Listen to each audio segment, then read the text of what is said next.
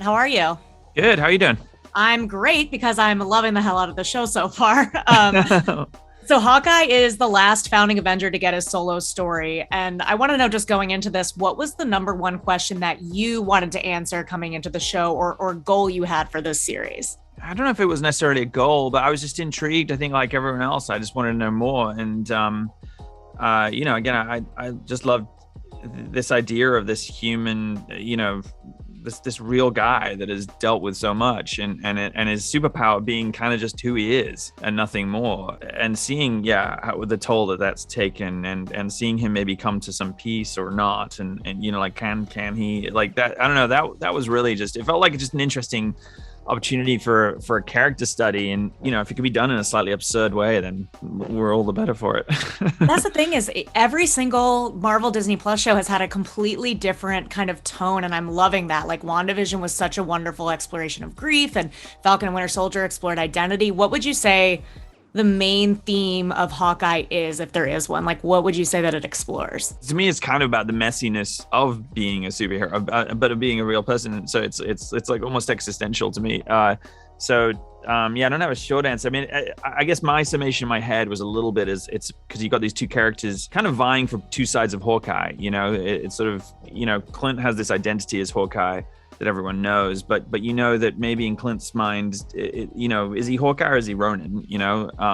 That's the question I feel like that he probably lives with. Those are the two sides of where he came from and where he's going, and then you've got someone who only sees him as Hawkeye, and so it's a little bit about him coming to understand, I think, what that means, and maybe that's what can kind of, if he can come to terms with that, then maybe he can move on. I love that you mentioned that, because I just read the Matt Fraction run of the comics, which has heavy influence in here. And Yeah. it is like, it has such like messy elements. Like Hawkeye is always just kind of screwing up. And then Yeah, there's just exactly. like It's so someone great. else. Yeah, it's so great. So it made me wonder, because there are, a bunch of different like potential villains in this show and people that are revealed within the first couple of episodes. Is there like a clear big bad in this show, or is it kind of just like all over? I don't want to give anything away, but that's the fun of the show. Is again, and the fun of having 6 episodes is that we kind of get to play with that. It gets to shift gears at different points, and it'll have twists and turns, and so that's my general safe Marvel answer. I want to ask you about Rogers the Musical, which we get right off the bat. It was even better than I anticipated. Like, I thought it was gonna be so much fun in the trailer, but I just loved it. I'm sure you've been having to answer this all day. Is there enough to do an actual Rogers the Musical? And what went into that scene? Like, sorry, I'm asking a lot of questions. Did I see Adam Pascal in there? Yeah. It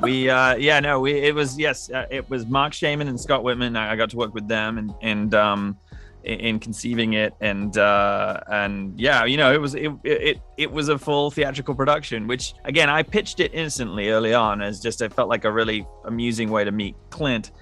And then, yes, I kind of also tried quickly backtracking, because I was like, wait, what are you talking about? Like, we got to write music, and we got to stage it and build, like, it's a whole thing. And also it's like an MCU musical, so what are fans going to want? And you sort of panic, but Kevin Feige really sort of took hold of it and wanted to do it. And so there we were. And we again, I wanted to treat it like a real Broadway production. So, you bring in real Broadway performers and kind of go for it. I mean, my job was to try and keep that absurdity alive as well, which is why, that's my excuse for why it's not that good.